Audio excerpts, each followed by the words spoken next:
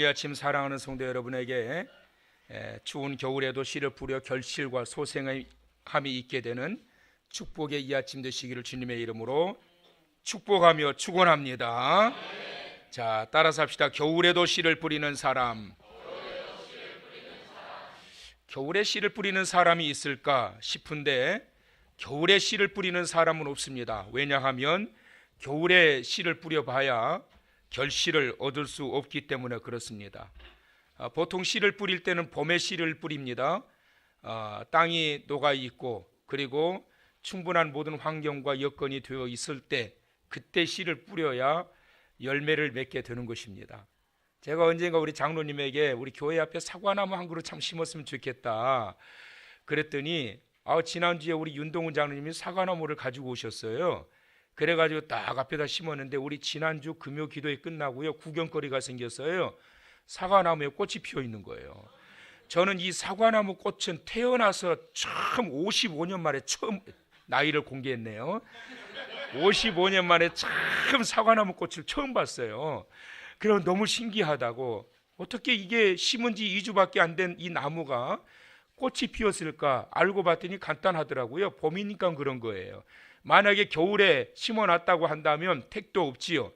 봄이라고 하는 계절은 소생함을 얻게 하는 계절입니다. 그러나 겨울에는 씨를 뿌리지 않습니다. 심어봐야 결실할 수 없기 때문에 그렇습니다. 인생에도 겨울이 있습니다. 인생의 겨울이 다가오게 되면 누구나가 다 움츠리게 됩니다. 답답해합니다. 가슴 아파합니다. 아무것도 할 수 없는 의욕 상실증에 걸리게 됩니다. 사도 바울이 지금 본문의 말씀을 보게 되면 인생의 겨울을 맞게 되었습니다. 인생의 겨울을 맞아도 이렇게 혹독한 겨울을 맞게 되었을까?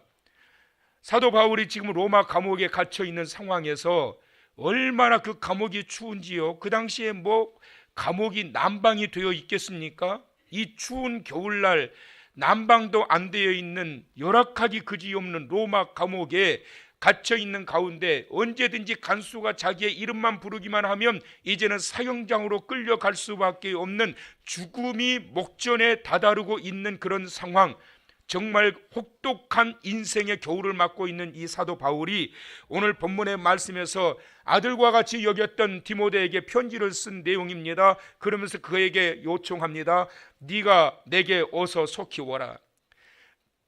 마지막 때가 가까워오게 되면 정말 사랑하는 사람을 만나고 싶고 보고픈 사람을 보고 싶은 것이 바로 사람인데, 바울이 자기의 죽음이 이제 목전에 이르게 된 것을 발견하고 그리고 이 디모데에게 말합니다. 어서 속히 내게 오라. 어서 속히 내게 오라.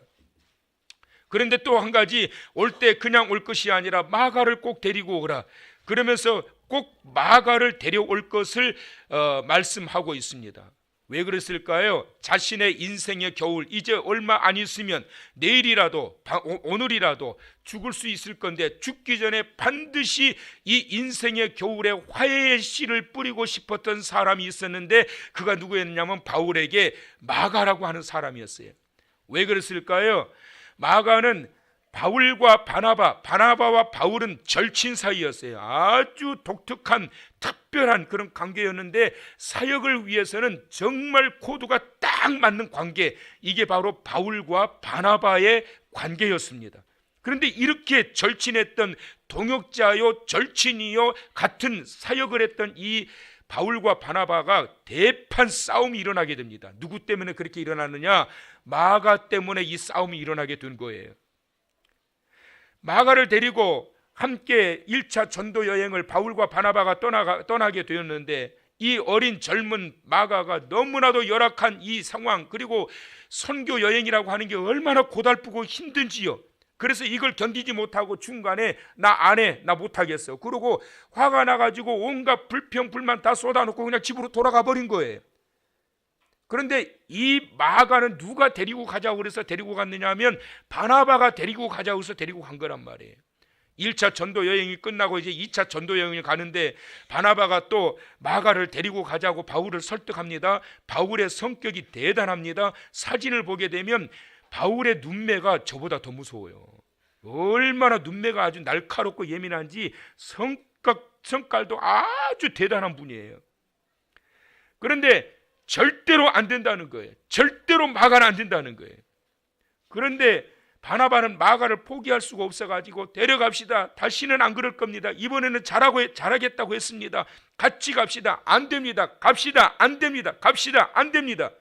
결국은 합의점을 찾지 못해가지고 결국은 그때 바나바와 바울이 대판 싸우면서 갈라서 버리게 됩니다. 그래서 2차 전도 여행은 바울 따로 바나바 따로, 바나바는 마가를 데리고 따로 가고 바울은 따로 선교 여행을 하게 된 게 2차 선교 여행이에요. 그런데 그것이 몇 년을 흘러는 줄 아십니까? 무려 20년을 간 거예요. 참 바울 대단하지요. 우리는 그냥 한 이틀 되면은 바나바 마가 데려가자 그냥. 여러분 같으면 다 그러시겠지요. 그런데 이런 앙금이 20년을 간 거예요. 20년이 갔는데 언제까지 가느냐? 이 바울이 지금 로마의 감옥에 갇혀 있는 상황에서 이제 내가 곧 사명을 마치고 하나님께서 나를 부르시게 될 날이 다 된 것을 알게 되었는데, 그때 마음에 가장 걸렸던 자가 누구냐? 마가였던 거예요.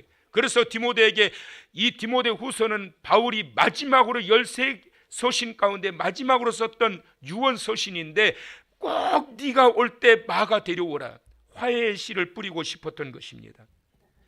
사람이 살다 보면 인생의 겨울을 항상 만나게 됩니다. 그런데 중요한 것은 뭐냐? 그 인생의 겨울을 만났을 때 어떻게 대처하느냐라고 하는 것이 중요합니다. 지금 우리 정치계에도 지금 아주 혹독한 겨울바람이 불고 있습니다. 국회는 난장판으로 돌아가고 있습니다. 경제는 계속 추락하고 있고 누구 하나 살만 난다는 사람이 없을 정도로 얼마나 이 경기가, 그리고 시장 경제가 추락하고 있는지 모릅니다. 한국 교회 실종도 마찬가지입니다. 각종 이단들의 공격과 세속화의 물결로 인해 가지고 한국 교회의 성장이 둔화되고 있습니다.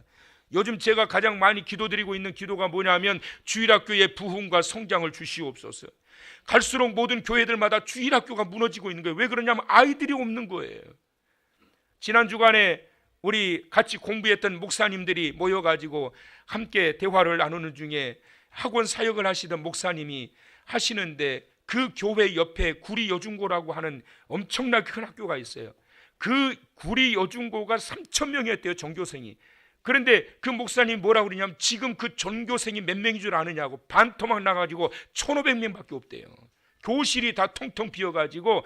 왜 이런 상황이 일어나게 됐을까요? 첫째는 결혼을 기피하고, 둘째로 결혼을 할지라도 양육 문제 때문에 출산을 꺼리는 젊은 세대들의 변하는 세태로 인해 가지고 우리나라는 갈수록 고령화 되어 가고 있습니다. 정치, 경제, 교회 곳곳마다 겨울을 맞고 있습니다. 그런데 중요한 것은 이런 겨울에 우리는 어떻게 해야 될까? 이런 혹독한 겨울을 만날 때 개인적인 인생의 겨울과 개인 가정의 겨울과 우리 한국 교회의 그 겨울을 만났을 때 어떻게 해야 될까? 씨를 뿌려야 되는데, 사도 바울의 모습을 보게 되면 이런 혹독한 감옥, 이 추운 겨울에 이 감옥 안에서 언제 죽을지 모르는 사형수의 입장에 서 있는 이 바울이 했던 첫 번째 씨를 뿌렸던 것은 뭐냐면 환경의 겨울에도 씨를 뿌렸다는 거예요. 여러분, 감옥은 정말 견디기 어려운 환경을 가지고 있는 게 감옥입니다. 감옥에 있는 사람이 행복할 수가 없는 거예요. 감옥에 있는 사람이 편할 수가 없는 거예요. 감옥은 인간에게 가장 고통스럽고 정말 불편한 자리입니다. 우리나라에서 한때 그래도 최고로 시설이 좋았다라고 하는 그 교도소가 청송교도소래요. 그런데 이 청송교도소조차도 그렇게 시설이 좋다고 하는데 난방이 안 돼 있답니다. 그냥 통로에 난로 하나 있는 게 덩그러니 그게 다래요. 그러면 겨울에는 추워가지고 이 죄수들이 덜덜덜 떨면서 잔다는 거예요. 바닥이 쌀랑하니까요. 하물며 바울이 감옥에 갇혀 있었던 그 자리는 어떠했겠습니까? 그래서 오늘 본문 이런 상황에서 바울이 환경의 겨울이 임하게 되었을 때 9절에서부터 11절의 말씀을 다시 한번 보시면 이렇게 말씀합니다. 다 같이 한번 크게 읽어보시죠. 시작. 너는 어서 속히 내게로 오라. 대만은 이 세상을 사랑하여 나를 버리고 데살로니가로 갔고, 그레스게는 갈라디아로, 디도는 달마디아로 갔고, 누가만 나와 함께 있느니라. 내가 올 때에 마가를 데리고 오라. 저가 나의 일에 유익하니라. 이 인생의 겨울, 환경의 겨울, 이 끔찍한 겨울, 이 그에게 다가왔을 때 가장 먼저 생각했던 것은 20년 동안 불편한 관계에 있었던 이 마가를 데리고 와서 환경의 겨울에 씨를 뿌리기를 원했던 거예요. 그래서 이 디모데가 마가를 데리고 감옥에, 바울이 갇혀 있는 감옥에 데리고 와요. 그리고 난 다음에 바울을 만나고 돌아갔던 이 마가가 바울이 이제 순교하고 난 뒤에 누구를 찾아가게 되느냐 하면 베드로를 찾아가게 돼요. 여러분, 사복음서 하면은 마태복음, 또 마가복음, 또 누가복음, 또 요한복음, 이걸 사복음이라고 그래요. 그런데 예수님의 제자들이 기록했던 복음서가 뭐냐면 마태복음과 요한복음이에요.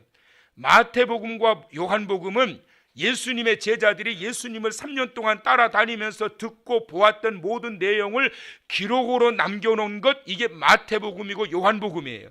누가는 누구를 통해서 듣고 배우게 되느냐 하면 바로 바울을 통해서 듣고 배우게 돼요. 바울이 마지막 죽는 그 순간까지 바울 곁을 지켰던 사람이 누가이고, 바울을 통해서 들었던 이 복음을 기록으로 남겨놨던 것이 누가복음이에요. 마가는 바울과 화해하고 난 이후에 베드로를 찾아가서 베드로를 통해서 들었던 그 복음을 기록으로 남겨놓은 게 마가복음이에요. 그런데 여러분, 사복음서 중에 가장 앞에 있는 게 무슨 복음이에요? 마태복음이에요. 가장 먼저 기록한 복음서는 뭘까요? 마태복음이 아니고 마가복음이에요. 여러분, 사복음서 중에서 가장 먼저 기록된 복음이 마가복음이란 말이에요. 그건 무엇을 말씀하고 있는 걸까요?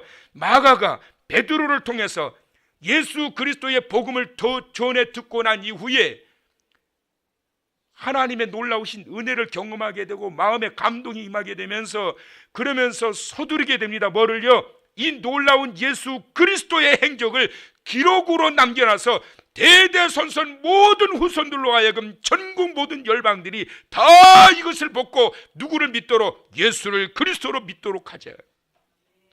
그래서 여러분, 기록된 게 마가복음이고, 그 마가의 뜨거운 열정과 열망이 사복음서 중에서 가장 먼저 기록하게 만든 거예요.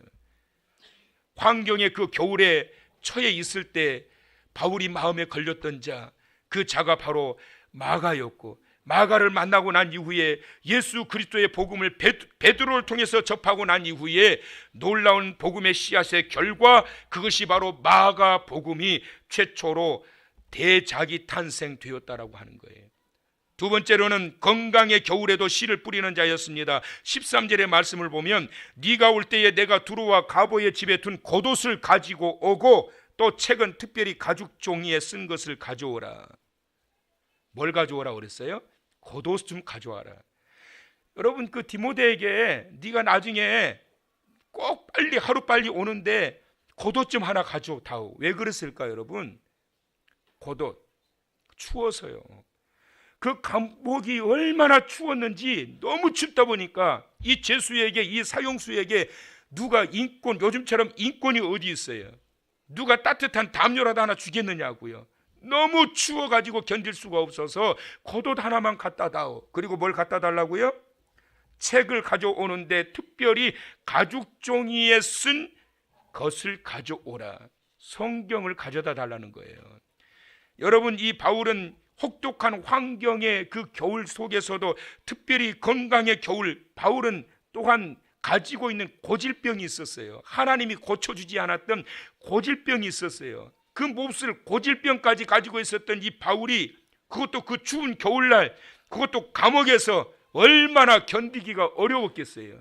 그럼에도 불구하고 그 감옥에서 그냥 보내고 싶지 않아서 뭘 원했다고요? 성경을 보기를 원했던 거예요. 외투를 뒤집어 쓰고 마지막 그 순간까지, 내가 천국 가는 그 순간까지 이 하나님의 말씀으로 무장하고 하나님의 말씀으로 완전히 주의 은혜를 경험하고, 왜? 주의 말씀이 나에게 위로가 되고 주의 말씀이 나에게 힘이 되는 거니까. 이 혹독한 인생의 겨울 앞에서 하나님의 말씀만이 나에게 버팀목이 될 수 있기 때문에 그 말씀 좀 가져다 다오 요청하고 있는 거예요. 갑자기 끌려갈 때 뭘 챙길 게 뭐가 있었겠어요? 빈 몸으로 그냥 감옥에 끌려가서 집어넣어버린 거예요. 하나님의 말씀에 대한 사모함, 바울이 그렇게 건강이 열악한 상황에서도 하나님 앞에 엎드려 그 성경을 읽어보고, 그리고 말씀을 통해 위로를 받고자 힘쓰고 애썼던 바울의 그러한 모습, 그런 속에서 하나님의 놀라우신 위로가 그 말씀을 통해서 바울을 격려하게 되고 당당하게 순교자의 자리에까지 설 수 있게 했던 것을 기억하시고, 사랑하는 성도 여러분, 건강이 약하다고 못할 것 없습니다. 환경이 열악하다고 못할 것 없습니다. 그 모든 것을 뛰어넘을 수 있는 유능한 항해 사는 파도를 두려워하는 자가 아니라 파도조차도 다스리고 정복하고 나아가는 자인데, 정말 믿음 있는 하나님의 참된 신앙인은 환경에 두려워하고 건강에 두려워하고 여건에 그러한 어려움 속에 빠져 있어서 그러한 것들을 전부 다 접어두고 나아가는 자가 아니라 그것을 극복하고 나가는 자인 것을 기억하시고, 그때마다 극복하여 다가오는 혹독한 겨울에도 이겨내면서 씨를 뿌려 결과를 얻는 자 되시길 축원합니다. 그 다음에 또 하나는 나이의 겨울에도 씨를 뿌리는 사람이에요. 여러분 궁금하시죠? 이때 바울의 나이가 몇 살쯤 되었을까? 성경학자들의 견해에 의하게 되면 그 당시 바울이 순교할 당시에 로마 감옥에 갇혀 있었을 당시에 바울의 나이를 50대로 추정해요. 아까 제가 저도 모르게 나이를 공개했는데 제 또래 됐단 말이에요. 그러면 이런 생각 하실 거예요. 창창하네, 한때네, 젊네, 패기 있네. 천만의 말씀이에요. 여러분, 예수님 당시의 평균 수명이 몇 살인 줄 아세요? 여러분 40대였어요. 예수님 당시의 평균 수명이 40대밖에 안 됐어요. 우리나라의 왕조, 조선 왕조 시대 때에 그때 통계를 보니까 평균 수명이 46세였어요. 왕들의 수명이, 그것도. 그러면 일반 평민들의 수명은 몇 살쯤 되었을까? 37세밖에 안 됐대요, 조선 왕조 시대에. 그러니까 30여 년 살고서 가는 거예요. 한 40년 살면 장수한 게 호상이요. 죽으면 호상, 40에 죽으면. 우리나라 통계청에서 발표한 바에 의하면 70년대에는 평균 연령이 61.9세였다고 그래요. 85년에는 66.8세였고 2010년에는 79.4세, 그리고 얼마 전까지는 84세, 그리고 지금은 100세를 앞두고 있어요. 여러분 다 100세까지 사실 줄로 믿습니다. 아멘 하신 분은 반드시 그렇게 될 줄 믿습니다. 바울이 그 당시에 한 50대쯤 됐으니까 무엇을 말씀하고 있는 거예요? 고령의 나이였단 말이에요. 고령의 나이, 이 고령의 나이에 이러한 것들을 견딘다라고 하는 게 보통 어려운 게 아니란 말이에요. 그런데 고령의 나이임에도 불구하고 이러한 열악한 상황과 환경을 뛰어넘으면서 마지막까지 말씀을 붙들고자 했던, 마지막까지 사명을 붙들고자 했던, 마지막까지 관계를 회복하고자 원했던, 그리고 마지막까지 멋지게 내 죽음을 맞고자 원했던 그러한 바울의 이 모습을 보게 되는 거예요. 가다가 마는 자가 아니라, 하다가 마는 자가 아니라, 엎치락 뒤치락 하는 인생이 아니라 마지막 그 순간까지 변함없이 하나님을 향하여 변함없는 신앙의 모습으로 주를 향하고 나아갈 수 있는, 그래서 인생의 모든 겨울을 뛰어넘으며 극복하며 나아가게 되는 사랑하는 성도 여러분 다 되시길 주님의 이름으로 축원합니다. 여러분 나이 들어서 못할 게 없단 말이에요. 세계 역사상 최대 업적의 35%는, 세계 모든 업적의 3분의 1은 60에서 70대가 다 이루었대요. 그리고 23%는 70에서 80대가 이루었다는 거예요. 그리고 6%는 무려 80대가 이루었다는 거예요. 통계를 보니까 64%가 60세 이상의 인물들에 의해 가지고 세계 역사의 최대 업적을 이루신 거예요. 우리 권사님들 옆에 사람한테 그러세요. 우리 희망 있어요? 시작. 근데 힘이 하나도 없어요. 자, 다시 한번 우리 희망이 있어요. 시작. 얼마든지 할 수 있단 말이에요. 할렐루야. 여러분 괴테가 파우스트를 몇 살에 쓴 줄 아세요? 80대에 썼어요. 세계에 유명한 그러한 일들이 이루어지는데, 여러분 젊다고 잘하는 것이 아니고 나이가 들었다고 못하는 것이 아니라 중요한 것은 하나님을 향한 마음인 거예요.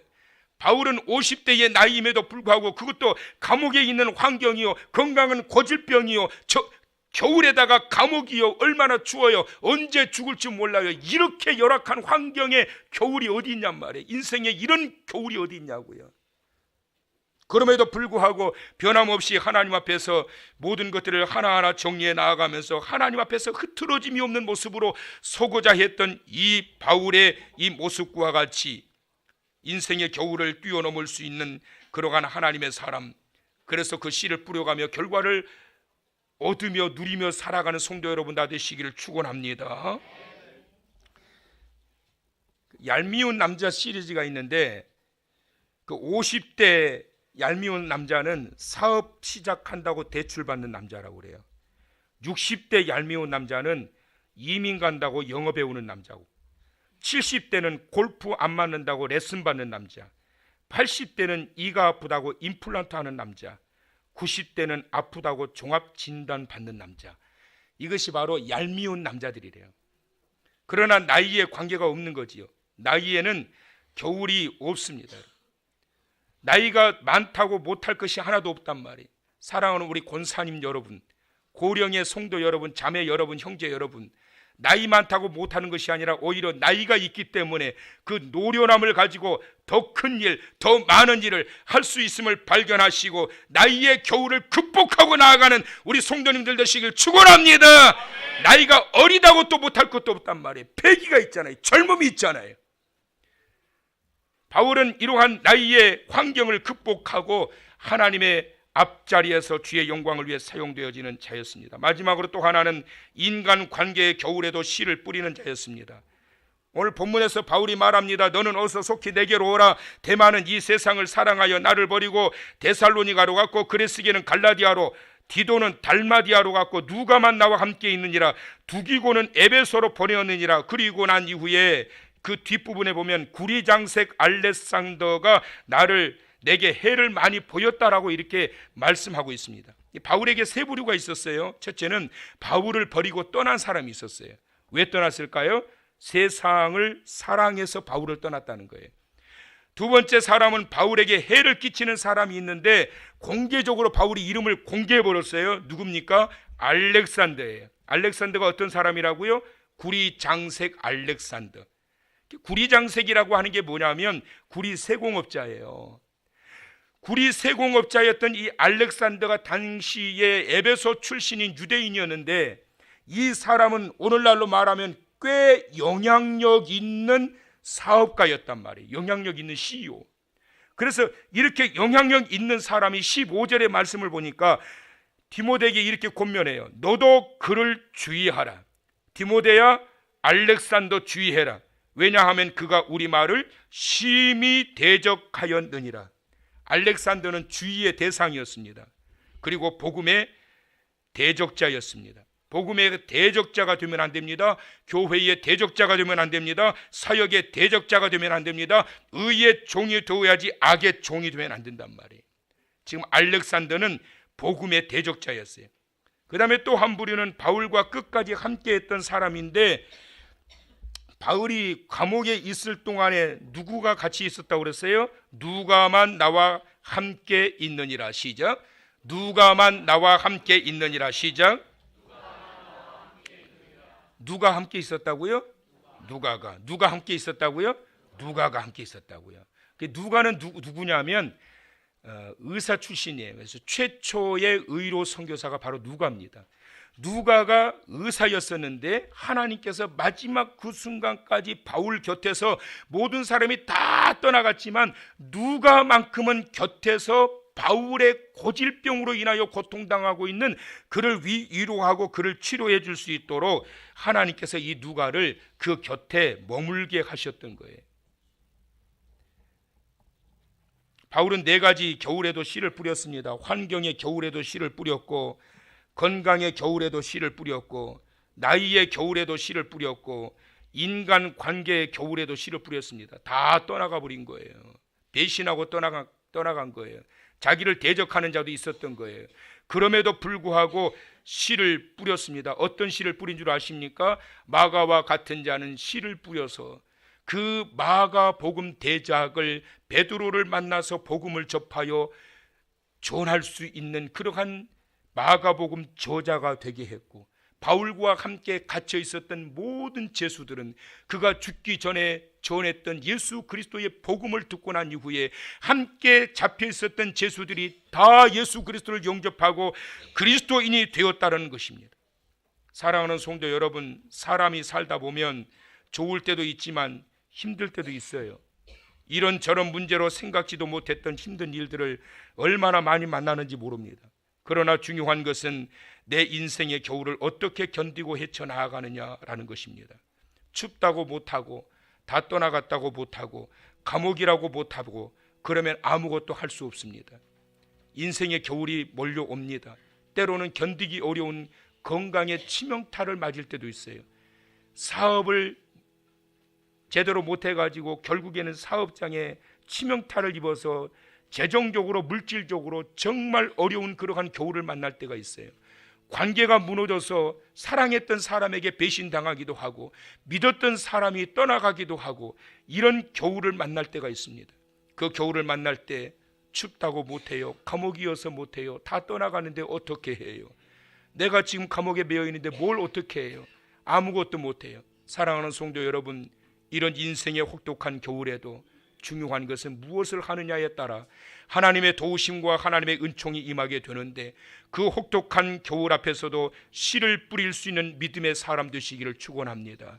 그 혹독한 관계에서 무엇을 먼저 세워가야 될 것인가 기억하면서 믿음의 씨를 뿌림으로 말미암아 관계 회복을 이루게 될 때, 그것이 바로 진정으로 주님을 사랑하는 자요, 하나님의 사랑을 입는 자요, 그를 통해서 혹독한 겨울 속에서도 결실을 얻게 하시는 주의 놀라우신 회복케 하시는 은총이 있음을 기억하시면서 이번 한 주간 뿌리시는 곳곳마다 결실의 축복이 있게 되길 주의 이름으로 축원합니다.